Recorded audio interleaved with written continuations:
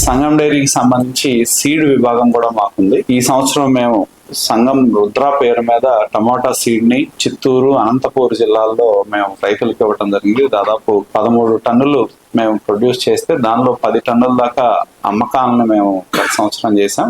ఎవరైతే రైతులు సంగం రుద్ర బ్రాండ్ కింద టమోటాలు విత్తనాలు తీసుకుని వేశారో వాళ్ళకి బ్రహ్మాండమైన క్రాప్ రావడం జరిగింది. అదే విధంగా సంగం డైరీ సీడ్ ప్రాజెక్ట్ కింద ఈ ప్రాంతంలో ఎక్కువగా వేసే మినువులకు సంబంధించి పరిశోధన చేస్తా ఉన్నాం. వచ్చే సంవత్సరం ఆ మినువులను కూడా మార్కెట్ లోకి సంగం బ్రాండ్ మీద మార్కెట్ లోకి తీసుకురావచ్చే విధంగా చర్యలు తీసుకోవడం జరుగుతుంది. అధిక దిగుబడిని ఇచ్చే విధంగా ధాన్యానికి సంబంధించి కూడా గత సంవత్సరం మేము బీపీటీని రీప్రొడ్యూస్ చేసి రైతులకు ఇచ్చాం.